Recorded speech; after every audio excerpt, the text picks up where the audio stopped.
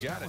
Meanwhile, the hockey topped the first meeting in Oregon's third game. That's it, against the SEC in the last 33 years. It's a first taste for Derek Dooley at UT, a team that hasn't stepped up lately. 1-7 against ranked opponents the last couple of years, and 0-3 against the Pac-10 the last 3 Septembers. Here's a scary angle today. LaMichael James, the star tailback, the speedster, he returns to the Oregon offense after a suspension. Without him and a first-time starter, Oregon put 72 on the Lobos. So many points that Ducky, the mascot, did 506 push-ups. No way. In the game. No way. Who he needs did that. P90X? Aaron Thomas, ex-roommate of Masoli, making the most of his buddy's misfortune. He is smart. He's strong. He directed that offense. 5 touchdowns in the first half for Kenyon Barner. He doesn't have James burst, but he's fast. He's physical, converted corner. You're going to see him in a 2-back set in the slot today. And you realize that 14 different Ducks caught passes in one game. 12 all of last year. Here's Chip Kelly wired.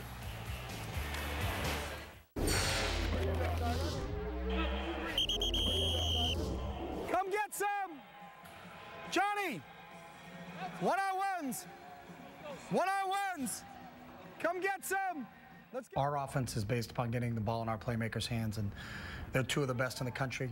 It's an interesting dilemma for a coach in trying to get the ball in 2 really special players' hands. You're just exposing your chest and saying, please impale me.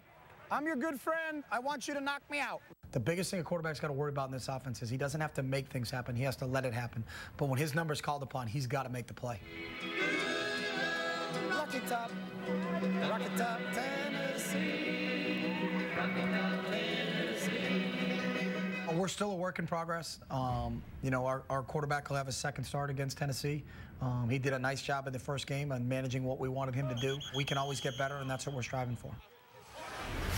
How about old Chip singing Rocky Top this I like week? that. That's good. Sweet. He's going to face a defensive coordinator in his first year at Tennessee, Justin Wilcox, who's a proud Oregon graduate, came from Boise State, but they said when they checked the film out of Tennessee's opener, looked nothing like Boise State's 0-4-2-5, so they're expecting the unexpected. Yeah, and I think this game has had Oregon's attention the entire offseason. Remember, the Ducks lost in humiliating fashion in the Rose Bowl. I think they're motivated, ready to get into the offseason. They've had some distractions. Now this team is locked in. Let's look at this offense and what they're able to do. The Home Depot coach's playbook. It's all about, with Chip Kelly, it's about creating one-on-one matchups in space. Now, LaMichael James last year, he's back from a 1-game suspension. You get him the football with room to work, you have no chance of bringing him down in the open space. And that's what they're going to look to do with him coming back, number 21. Now, Kenyon Barner, Chris talked about maybe seeing him and James in the backfield together. Last week got off to a good start. Look at the space that they try to create here in the zone play. And again, the safety, no chance of taking down Barner. Similar speed to LaMichael James. And then Jeff Mayo on the outside. He's got a little bubble here. He sees the blitz. They get the ball out to him quickly. And even with Mayo, he's up to 190 pounds. He played at about 175 last year. He comes out in space and makes plays. What Tennessee is going to face is I think, going to surprise them when they see the speed and the tempo of Darren Thomas and the Oregon offense. Justin Wilcox, a former Duck, understands it. But until you see it in person, you have no idea how fast this Oregon Duck offense is going to come after you. Ducks not only going to the SEC, but they win big for the Pac-10. Listen, how do you judge a team to make 720 yards total offense? How do you judge a team who scored 59 in the first half? That's Oregon. You can't do that. But I'll tell you one thing. Tennessee's going to give them a struggle. Tennessee will get sure. Oregon is the first road game. Yep. They don't play well in the first road game. Right. So Tennessee gives Oregon, not so fast, my friend, a very tough game. Not so fast.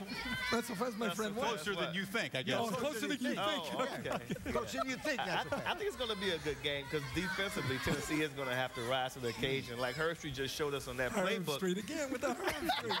The spread offense is designed to create mismatches at the second level. Tennessee returns 10 Letterman at the linebacker position, 5 guys with multiple starts, and they have a playmaker, and Prentice Wagner had a pick 6 last week. So that's the silver lining for the Tennessee fans, but they're going to lose today. So no Duck à l'orange served up there. No, sir. No, sir. Ducky get busy. I tell you, there's a weird note out of this game, too. Did you see the quote from Derek Dooley? He's got a lot of things to be worried about at Tennessee, and staph infections are a serious thing. We don't Never downplay heard that. of this.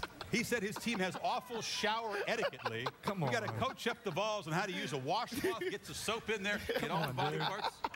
If you're worried about that, never. I don't know. Better focus on that. Better focus on that spread attack. Exactly. That's TMI, first of all. Too much in To know what the shower etiquette is.